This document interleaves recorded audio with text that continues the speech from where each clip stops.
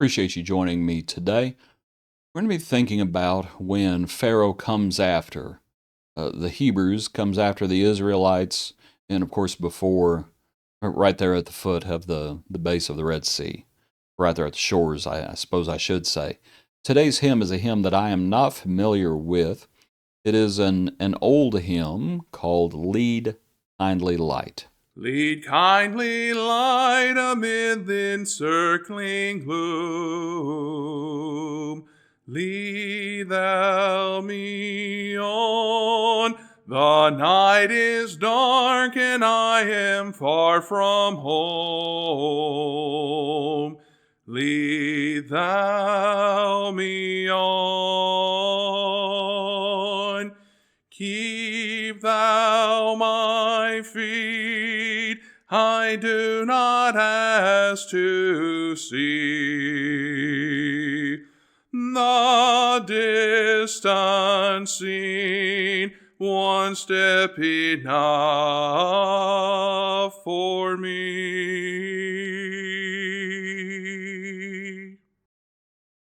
Thank you again, Lee. Let's look in Exodus now, chapter 13, verse 17.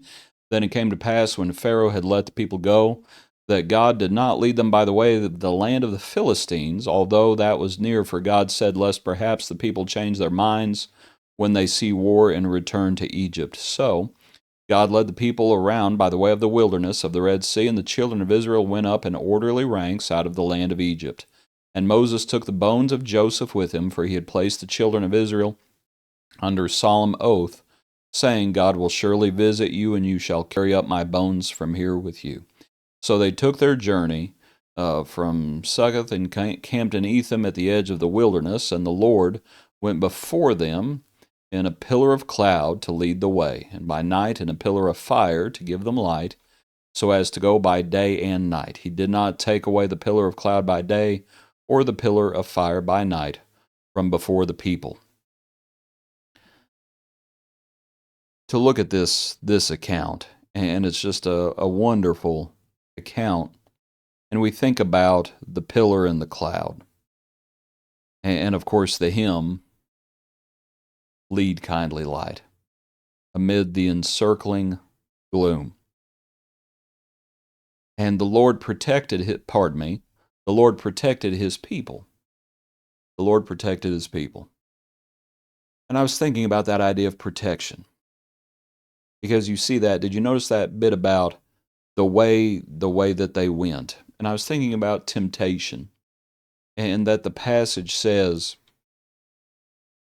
there at the very tip top, lest perhaps the people change their minds when they see war and return to Egypt. And I was thinking about the verse in the New Testament that God does not allow us to be tempted beyond what we are able to stand. And that is a form of protection. That is also a form of protection. And that as the cloud and the pillar came, as the Lord led them, and we think about protection. And that's what it was, as Pharaoh and his armies were bearing down on them. And they were afraid. And they need to be told to be quiet, and they are told to be quiet, and see what the Lord was going to do. The Lord protected them. The Lord protected them. And as they would go on, of course you have guidance, whether it be by day or by night.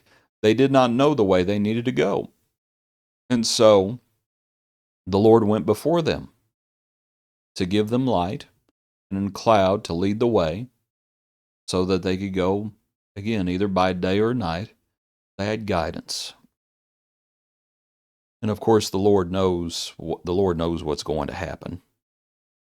They're going to be in the wilderness a long time, and they're going to need a lot of guidance. And the Lord was with them. The Lord cared for them. And of course, we know you're going to have almost an entire generation pass, but at the same time, it's a wonderful thing. And so we also say, lead kindly light amid the encircling gloom. Lead thou me on. I was also thinking in our passage, as God led people around by the way of the Red Sea. And you might notice, let me bump it back up a little bit. God did not lead them by the way of the land of the Philistines, although that was near. And then God gives his reason. They took the scenic route. They took the scenic route. And isn't that how life is? They took the scenic route. And that's just how it is. We would like to think that it's a straight line between points A and B. But life also often has twists and turns. And nobody knew that more than Joseph. Because we also see him in the account. Would Joseph have ever thought all of those hundreds of years before all of this, when he was just a teenager, 17 years old, and he tells his brothers and his father about the dreams he had? Now, Jacob would be buried in the promised land, so it's not as though Joseph never saw the promised land, but Joseph died in Egypt, and before Joseph passes, he commands them. He had placed the children of Israel under solemn oath, saying, God, this is a quote from Joseph, God will surely visit you, and you shall carry up my bones from here with you. And Joseph's bones have gone mobile. And they're being carried back. They're being carried back. Joseph cared. Joseph cared all those years before. From 17 years old to Potiphar's house, to the dungeon, to the prison, to standing before Pharaoh, to 2 years into the famine, seeing his brothers once again, asking, does my father live?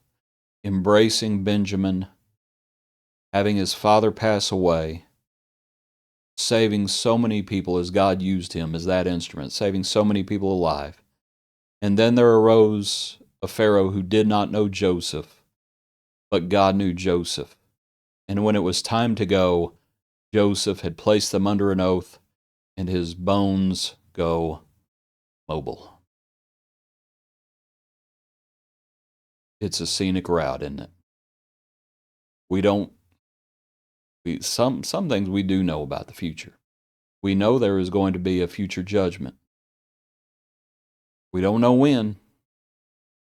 And as far as between here and there, each day has enough trouble of its own. So we redeem the time. The Lord guides us. But it's not always a straight shot. The Lord protects us. And we follow him. We follow him as we take the scenic route. Appreciate you. Hope you have a good day. Join us tomorrow for another portion of our daily praise.